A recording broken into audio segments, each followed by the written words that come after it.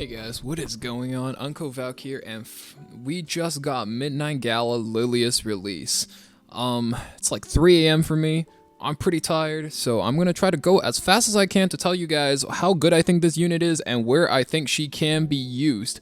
Without that being said, let's just jump right into it. First of all, she has 121 base speed, which puts her on par with the likes of Conqueror Lilias, her Moonlight self, and it's got an extremely offensive base stat line, 1200 attack, and the very rare critical hit damage Awakening with self-imprint on attack. So she's already a really aggressive unit. Now, before this, my prediction was she's either going to do some debuff based damage like burns or bombs, or she's going to have guaranteed crit, mainly because Smougate has this trajectory where they like to release an OP unit and then release another OP unit to counter them.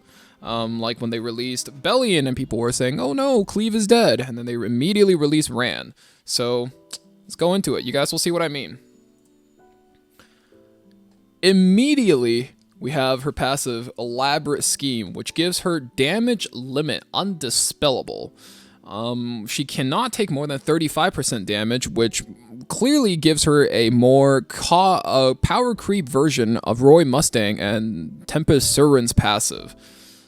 Same with Spirit Eye Celine. It's blatantly OP, so when she drops below 50% HP, which usually is in 2 hits, if you're going by this buff, she is going to buff all of her allies' attack by 2 turns and increasing her own combat readiness by up to 15%. Not a whole lot once you pass Mola, so it starts with 10 base.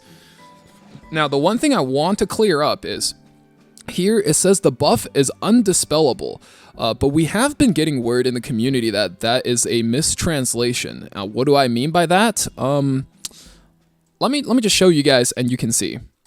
So this is the Korean version of the video, the same video, and this right here I'm told is what in Korean says can be dispelled or can be lifted.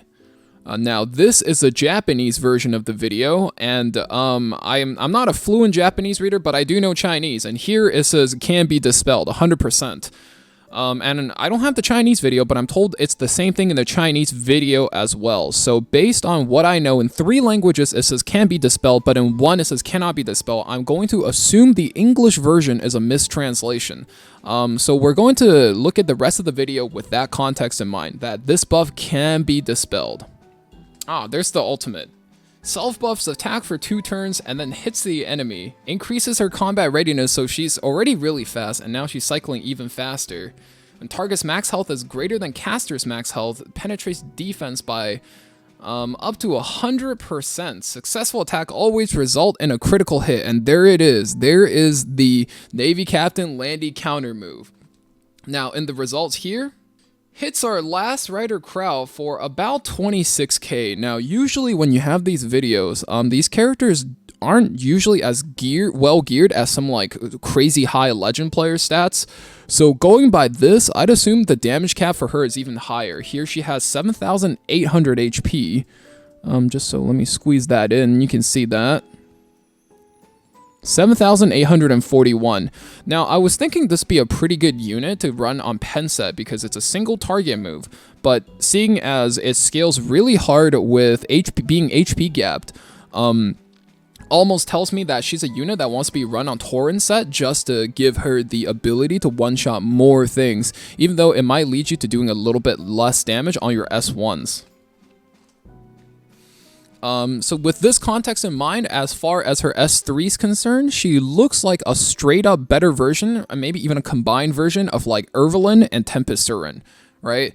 So you can nuke one really tanky unit and then it's even guaranteed to crit because, oh boy, she's going to hit real hard, and on top of that, it's going to penetrate defense as well. And on top of that, she's not going to take any damage.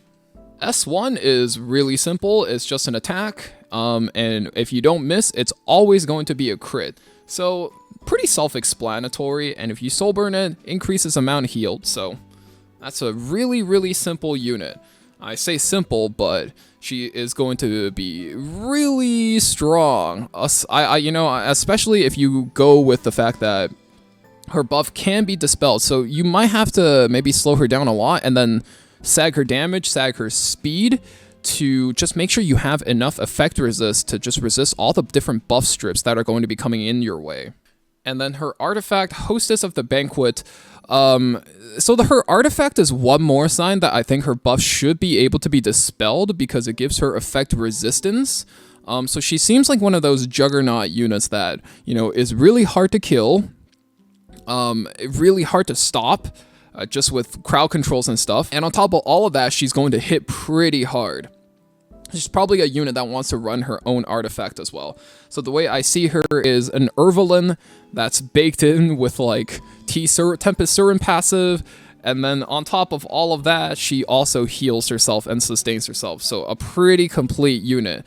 That's kind of how I see her. Now, if she's going to be one of those units where, like the video suggests, she's undispellable on this passive buff, I think she goes even harder. Then you just sack effect resist completely and you can go full damage and run something like Wind Rider. But I'm inclined to trust the Asian versions of the translation more than the English version, just because the Asian languages are more similar. And I mean, I read the Asian languages, so most of them seem to agree with each other, and the English seems to be the outlier. So that's kind of where I stand on her right now. I think she's pretty strong, and most likely she's going to be able to kill Navy Captain Landy in RTA. Alright, so now that we've seen everything that we've seen, I think this is going to be a unit that needs to be built high ER. You might not even have to build her super fast, just because she has multiple ways to combat readiness push.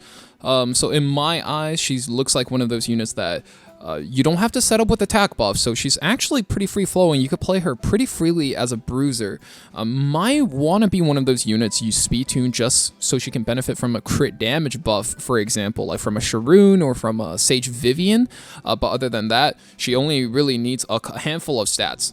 Attack, crit damage, a bit of speed, and a lot of ER. She's going to be one of those units that's really hard to stop, but once she gets going, she's going to just keep hitting and hitting back. Almost like an alternative Sage Vivian, so instead of hitting AoE, she hits one unit.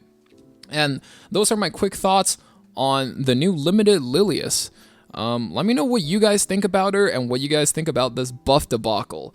That's a new one, never seen it before, but that's it from me. I want to make this video real short and sweet, and if you want to hear my opinion on ML Shu, I just think she'll be a very mid-tier PvP hero, which in the grand scope of things, well, I mean, she's pretty good. She's pretty good. But in terms of RTA play, I do think she's very middle of the pack. She's a bruiser with very strong upsides, but also I think very abusable weaknesses as well. Maybe even more weaknesses than Lilias. I think Lilias might actually fit in like tier 2 or maybe a high tier 3 because having ER lets her be immune to debuffs, and there are quite a number of debuffs in the current meta, so that'll be really good. We'll have to play her and test her and see her damage ratios to see how she fares, so let me know what you guys think. And yeah, that's it for this video. Hope you guys have a great rest of your day or night wherever you guys are, and I'll see you guys in the next video. See ya.